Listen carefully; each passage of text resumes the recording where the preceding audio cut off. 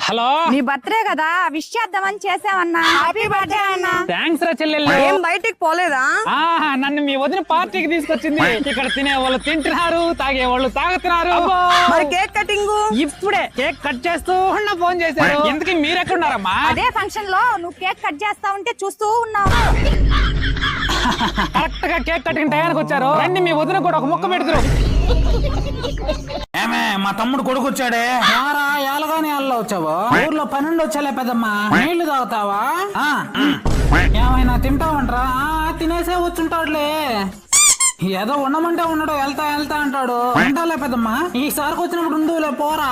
లేదు పెద్దమ్మా, ఉండేసే పోతాలే. పండగలు మాత్రం తప్పకుండా అందరూ రండి. ఏమే మీ తమ్ముడు కొడుకు వచ్చాడే. అవునా? నా అల్లుడు వచ్చేస్తున్నాడు. అరే అల్లుడు, ఎలా ఉన్నావరా? బాగున్నా అత్త. ఏమండి, ఇక్కడ నుంచి 40 కిలోమీటర్ల దూరంలో నాటుకోడ పుంజులు దొరుకుతాయండి. మంచి పుంజులు పట్టుకోరండి. అల్లుడు రారా, కూర్చోరా, నీ కోసం మినపడులు చేస్తాను. వద్దులేత, నేను తినేసి వచ్చాను. మాట్లాడవంటే కొడతా, తినాల్సిందే. సరే కానీ అత్త, తొందరగా వెళ్ళాలా? ఎవడకు కదిలేదు, 6 రోజులు ఇక్కడ నుంచి కదిలే ఉంటే నా మీద ఒట్టే. ఏమే మా తమ్ముడు కొడుకు వస్తేనేమో కనీసం టీ నీళ్ళు కూడా ఇవ్వకుండా తరివేసావు. మీ తమ్ముడు కొడుకు వస్తేనేమో లేనిపోని ప్రేమలు వెలకబాస్తున్నావు కదే. అయ్యో అయ్యో, ఎవరన్నా విన్నారంటే నేనేదో రాకాసం ఉండను అనుకోరు. అది కాదే, ఎక్కువ మాట్లాడమంటే కత్తితో పొడి చేస్తా. రమేష్, మీరు మన కంపెనీకి చేసింది ఏమి లేదు. మొన్న ఒక టాస్క్ ఇస్తే వరస్ట్ పెర్ఫార్మెన్స్ ఇచ్చారు మీరు. నేను నచ్చబో చెప్పండి సార్, వేరే కంపెనీకి వెళ్ళిపోతాను నేను. మాటికి వెళ్ళిపోతాను అనబాక రమేష్. కంపెనీ మీలాంటి వాళ్ళ కోసమే మంచి అప్రైజల్ కూడా ఇస్తుంది. ఏమిస్తారు? 10 లక్షలు ఇస్తామా రమేష్ మీకు? ఏంటి సార్ ఇది? సరే 12 లక్షలు చేస్తాం. రేపటి నుంచి 2 గంటల వరకు తగ్గిస్తున్నాం మీకు. ఓకే సురేష్, మీలాంటి వాళ్ళు మా కంపెనీకి దొరకడం మా అదృష్టం అయ్యా. మొన్న మీకు ఇచ్చిన టాస్క్ లో మీ పర్ఫార్మెన్స్ చూస్తే మైండ్ పోయింది అసలు. Thank you sir, life long ఈ కంపెనీ సేవ చేసుకుంటాను సార్. సురేష్, నీలాంటి వాళ్ళు మన కంపెనీ ఎప్పుడు గుర్తిస్తుందయ్యా. మంచి అప్రైజల్ తో నీ ముందుకు వచ్చేసాను. Thank you sir. 10 రూపాయలు ఎందుకు సార్ చాయ్ తాగడానికి? ఏ చోటు సార్ ఒక చాయ్. లేదు సురేష్, ఈ సంవత్సరం నీకు ఇచ్చే ఇంక్రిమెంట్ ఇదే. పైగా రేపటి నుంచి 2 గంటల వరకు ఎక్కువ చేస్తే చాలు సురేష్. నువ్వు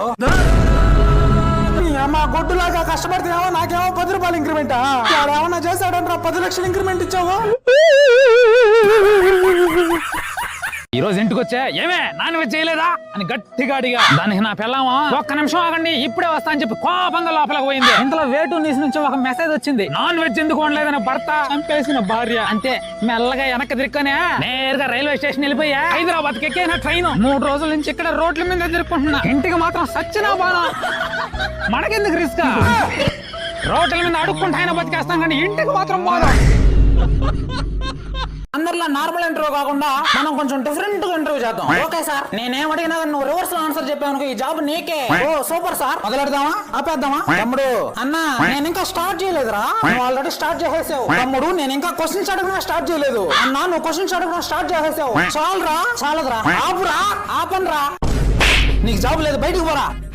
నాకు జాబ్ వచ్చింది, లోపల పోతున్నా. బాబయ్యా, ఏం తాత, ఎంత సంపాదిస్తున్నావు? ఏముంది బాబు, 3000. ఈ ఎండలో ఎందుకు తాత నీకు? మా ఆఫీస్ లో చిమ్మే ఉద్యోగం చేస్తావా? నెలకు 3000 ఇప్పిస్తాను నేను. నేను చెప్పింది రోజుకు 3000. బాబయ్యా,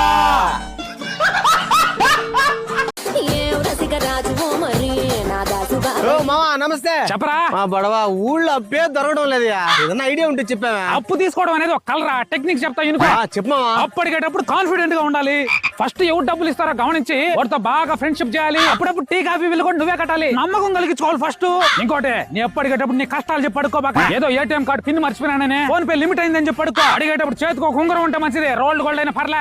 అప్పటికినప్పుడు రేపిస్తా ఎల్లుండిస్తా అంటారు, ఒప్పుకోబాక. మన గురించి ఊళ్ళో విచారించినారనుకో, మనకు అప్పే దొరకదు. ఇస్తానన్నప్పుడే తీసేసుకోవాలి, ఎంత అయితే అంత. కరెక్టే చెప్పామా. ఇంకోటి, చుట్టాలు మాత్రం సచ్చినాడబాక. మన బొక్కలన్నీ వాళ్ళకి తెలిసిపోతాయి. ఎలాగో ఇచ్చేది ఉండదు, టైం వేస్ట్. రైట్ మావా. లాస్ట్ ఇంపార్టెంట్ విషయం బాగా గుర్తుపెట్టుకో. ఫస్ట్ 5000 తీసుకో ఇచ్చి, తర్వాత 10,000 తీసుకో ఇచ్చి, తర్వాత 2 లక్షలు తీసుకో ఊరు వెళ్ళిపో.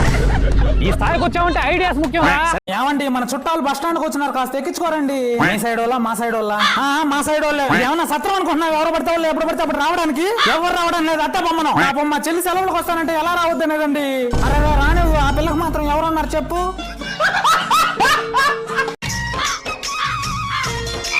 కనిపించట్లేదా? టవల్ ఇక్కడ వేస్తున్నా. సారీ రా, ప్లీజ్ సారీ. అది ఏమైంది? మజా రావట్లేదా?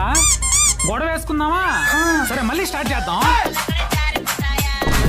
టవల్ ఇక్కడ వేసేది కళ్ళు దుబ్బయ్యా. ఏం మీ నాయన ఇల్లా? నేను ఇక్కడ వేస్తాను. ఇప్పుడు ఓకేనా? ఓకే అండి. సూపర్ రా. ఇదిగో సారీ చెప్పండి.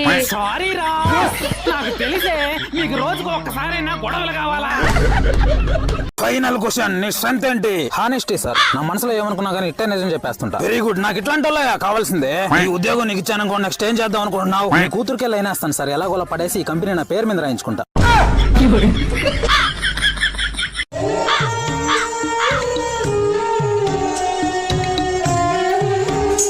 పాపం నా వైఫ్ ఒక్కటే పని చేసుకుంటుంది, నా కళ్ళతో నేను చూడలేకపోతున్నా. ఇప్పుడు ఓకే.